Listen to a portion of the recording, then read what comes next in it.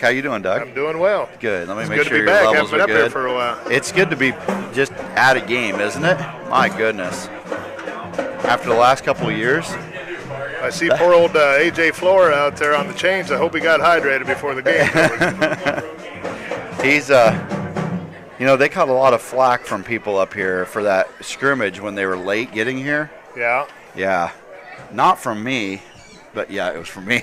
But yeah, they were pretty late. So, he's got us on camera too, Doug. What do you think about cow. that? How Just about that? you guys. I would have worn black. Black's a little more thinning.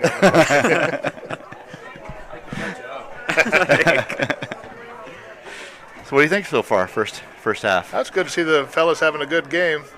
They were making a game of it for, first 2/3 of the first quarter. Yeah, we were up here saying that you take away the penalties. If they ever get that cleaned up, that's a good team. Yeah. I mean, they're athletic, they're strong. I mean, they were tough to bring down. I think it'd be tough, if you maybe don't have the same team every week. It'd be hard trying to get a rhythm down. Yeah, on them, 'cause for sure. Big part of football, as everybody knows, is the rhythm of the team. Right. So, Doug, just this knowing you, knowing your work with veterans, and everybody in Jasper County knows that what you do. This night has to be pretty special, and what Coach Luther did here. Yeah, it's a big night, and one thing that I always think about when it comes this time of year is right after September 11th happened, I was with former Governor Tom Vilsack, and one thing that he said to me, and it's always stuck with me, that people like to pick at public servants and public folks that do that with your EMS and fire and your military sometimes, but he said when everybody else was running out, they were all running in. Right. And boy, that's the truth, What a rough day that was for everybody. I'll never forget it, just like anybody that's already. I was going to say that's obviously one of those events in a life that you know where you were. If you were alive, we were talking earlier, we had youth group on Wednesday. I looked out over the crowd, and not a single person there was alive during that happened, So Nope. we talked a little bit about it, let them ask questions and stuff. And so tell me, where were you? I was actually an area rep in the dryer department at Maytag. Okay. So as you know, we had a couple of thousand people there in that plant, and I don't know if you ever remember the old radio show Man Cow in the Morning. Oh yeah, 103.3 out of Chicago. And I walked down and on the floor, and a gentleman named Dustin Stepp says, "Bish, you're not going to believe it, but he says a plane just hit a tower in New York City." And I said, "Oh man," I said, "quit listening to that garbage. It's polluting your brain." That Man Cow in the Morning. Yeah. So I made my way back across the floor and up to the office, and about that time another area rep came in and he said, "Hey, you guys aren't going to believe this, but a second plane just hit the next tower." So it became real very quickly. And then, as the word gets out, of course, the assembly line is still running, but people are worried because they realize that they're hitting big population target places. Right. So then the question became, do we stay, do we go? Everybody's worried. Do I have family out there? All of the above. So. I was in Montreal, Canada, training for a piece of software for my company, and I was telling the youth group this, even though Montreal is geographically a lot closer to New York City than Iowa. Yeah. When they found out I was from the U.S., the look of pity and despair and it was amazing. And we actually evacuated Montreal because of the same thing. We thought at that time they were going after high populous areas. Yeah. So, they evacuated downtown Montreal, and I ended up driving back from Montreal, Canada, because you couldn't get a flight, Yeah, So that was crazy. Yeah, it was crazy. So, I was talking a little bit earlier about some of the flights you've done. How many? Tell a little bit about that, if you would. The veteran flights to D.C. Well, we started with Freedom Flights, right? Freedom Flights. I couldn't think of the name. Thank you. They started as Honor Flights, which is a national organization, and we got tied in with them in 2008 and 2009. And we were trying to get all of our World War II vets at that time here in Jasper County lined up, and we got a bunch of them flown out to D.C. with the KCs and Hy-Vee. And I was lucky and fortunate enough to get to go along in November of 2009. Okay. And the two gentlemen that I escorted at that time were Lawrence Halter and Junior Eakins. Mm-hmm. And Junior had done 4 beach landings in the Marine Corps in the South Pacific, and Lawrence had done 3. Wow. Between the two of them, they had 7 beach landings and 3 Purple Hearts, and just a whole plethora of horrible stories and experiences that they had between them. But I went along the first flight, took care of those old boys. They kind of wore me out. You know? They were go-getters, and we made it through. And then that fall and winter, we sent one more flight out, but we had 26 World War II vets that were signed up and didn't make the trips. And unfortunately, over that wintertime, we lost 4 of those guys.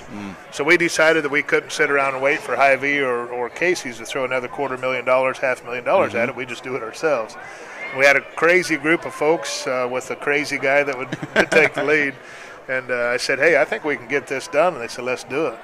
So we raised, in about 4 months' time, we raised a little over $70,000. Wow. Rented a Embraer that held 55 people. It was a Minnesota Vikings travel plane. Oh. And we rented that on the wintertime, of course, or springtime before they took off. And we took the remaining World War II vets who were interested and 6 Korean War vets out there. So we made that trip, and then the next one, we decided we had a lot of folks signed up that were wanting to go. And the Vietnam vets, which, as we know, had historically been not respected, not honored. Right. They certainly weren't treated right when they came home. They would come out to every dinner, and they would throw a $100 bill in the bucket and say, just don't forget us. Just don't forget us someday. So we ended up stepping it up. We rented a 737 that year that held 144. And we loaded that up with primarily Korean War vets and then in-country Vietnam vets. Wow. And then our third flight was the leftovers. We had, I think, our last flight was 6 World War II vets, probably 15, 20 Korean War vets, and then all Vietnam vets. Yeah. So Jasper County was the first county in the nation that went from our World War II vets all the way down to all of our in-country Vietnam vets and took them out to D.C. So we were pretty proud of that. Wow.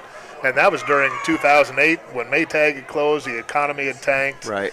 So 8, 9. Especially the local economy. It was rough. Yeah. So 11 was one, and 13 was the last one that we took officially. So.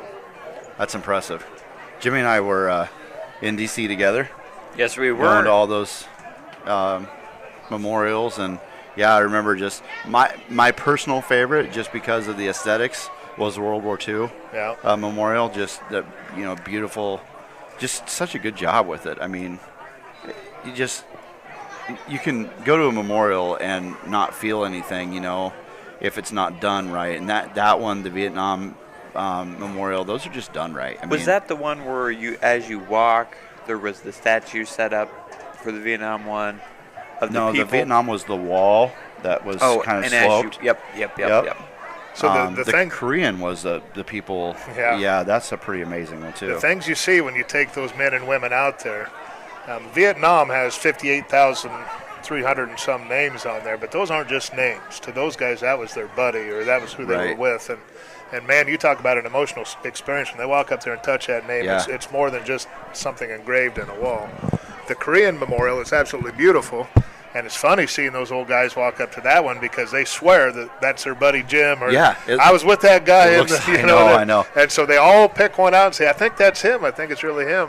Well, I'm sorry to interrupt, but the Vietnam wall was so cool because people were taking paper up and doing rubbings so they could take that home with them, you know, and that was just really cool to see. Yeah. And then World War II, of course, they didn't get that one done until 2004. Yeah. And it's unfortunate because most of those old boys are already gone by that time. But they got it done, and it's beautiful. And a quick story about Lawrence, which is one of our Baxter heroes. He's going to be 102 years old here in 2.5 weeks. Really? We got to remember that. But he walked over. He was one of 4 brothers. Louis was in India, Burma, China, and was a spook at that time, which means if he disappeared, they would just pretend like he never existed. Oh, wow. Harold was in the South Pacific in the Army, and Wilbur, their brother, was in Italy. So their mother had 4 boys, all in the infantry, scattered all over Europe and the South Pacific. But when we went out there, at that time, Lawrence was the only one that was left, and he walked over to that wall and had the plaque about service and that. And I kind of walked up behind him and walked over, and I said, "You doing okay, old buddy?" And he kind of choked up, and it makes me choke up, but he says, "I'm here for my brothers." He said, "I never dreamed I'd get here, and I'm here for my brothers." And I said, "Well, Lawrence, you are, and you guys went through a lot for our country, and we can just never thank you enough." Was Arlington on your stop when you went out there? Arlington was on our stop. That was so impressive. Junior Remember Eakins. Arlington? Yeah. Yep. Junior Eakins, I was sitting next to him on the bus when we pulled in, and it was becoming dusk. Junior's just a little tiny guy, and he was an M60 machine gunner in the Marine Corps, which is odd. Usually it's the big guys that get the machine guns, but he was sitting next to me in the bus, and as you drive into Arlington, it's just row after row after row of headstones. And each one of those is an American hero that served and sometimes died for us. And as Junior looked out across there, he whispered towards the window, he said, Peleliu still haunts me. And I leaned up and I said, what'd you say, June? And he said, Peleliu still haunts me. I said, you were at Peleliu. He said, yep, 1st Marine Division, Peleliu. And if you ever study warfare, they spent 30-plus days. It's supposed to be a 2-day deal, spent 30-plus days. And Junior was one of just a very small handful out of his entire battalion that made it out of there. Wow. They had him pinned down on the beach. It was horrible. I think he told me they went 33 or 34 days without even a shower. Most of the time they had no water, no food, and it was foot by foot, hand-to-hand, brutal combat to get from one side to the other. So I always think about that meme or cartoon that you see on Facebook. Shows a little old guy with the VFW hat on or the Marine Corps hat, and it says that old man that's walking around town with that hat on is more bad than you'll ever dream of being. And you think about those guys, and it's true. Yeah.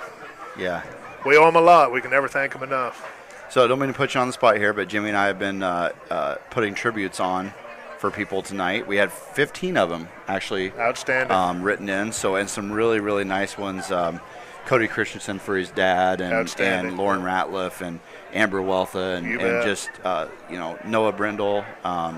So Noah Brindle actually received one and gave one, which was kind of cool. He's that kind of guy. Yeah, he is. Yeah, absolutely. So you've mentioned a lot of the vets around here. Just is there anybody else that you maybe didn't have the experience with, but you want to give a shout out here? That another one that people just don't think they even know, because he's a very humble man too, is Lynn Harnden, that lives just right over here in Westfield Horizons.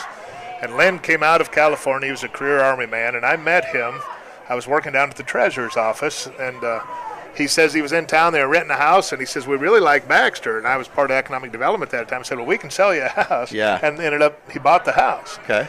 And then I learned a story. And he had been 30-plus years in the military, retired lieutenant colonel. He was a chopper pilot. So he had done one tour in Korea and then came out and ended up doing 2 tours in Vietnam, one with the Big Red One and one with the 101st Airborne. And he has over 1,200 hours of combat flying time, 1,200 hours, and has 2 distinguished flying crosses. Wow. And we have become very close friends. Lynn is now 87 years old. The things that he went through, those pilots had such a huge attrition rate in Vietnam anyway, and for him to do one with the Big Red One and then come back and do one with the 101st Airborne was just incredible. But what really hit me with Lynn, and I won't take up too much more of your time, but we had the traveling wall that heals in 2018 down at the high school, you bet. And Lynn was our keynote speaker, and he looked out over there and he says, it always makes me wonder how many of those guys that are on that wall were in the back of my chopper. Oh. And you kind of stop for a second, then you realize they weren't alive in the back of his chopper. Oh. There wasn't a day that went by that he didn't have to evac somebody out of there that was gone. Wow. And he says that takes a toll on a guy day after day after day. And he says there wasn't a day break in there that I didn't have one of those guys on my chopper. Wow. So they're heroes, all of them. Yep, absolutely. Well, Doug, I appreciate you coming up. We could do this the entire night if you wanted to, but so again, just really appreciate it. I know you had something to do with this tonight, and I know Coach Luther reached out to you and asked for your help tonight, and saw you out there proudly with the color guard. And it's a privilege to do that, especially with guys like, say, Greg Christensen and Noah and Lynn Harnden. I mean, it's just something. Yeah. Before you kick me off here, I got my joke. All right, I forgot. I thought, we were going down a serious path there. I didn't know if you wanted to say your joke, so go ahead. So first off, like I said, thanks to all the vets, thanks to all the EMS and fire department folks out there and our law enforcement. They put in a lot of hours for us. But, Jimmy, I'm going to ask you a question. So if you're in a canoe and you're floating along the canoe, you've done that before, right? Yeah. Okay. So yes, Jimmy. Yep. So if your canoe turns over and it's upside down, do you know that you can make a hat out of your canoe? No. Do you know why you can make a hat out of a turned-over canoe? Why? Because it's capsized. All right. I have worked on that all day long. Thanks for having me, guys. All right. Thanks, Doug. Thanks. I appreciate it very much.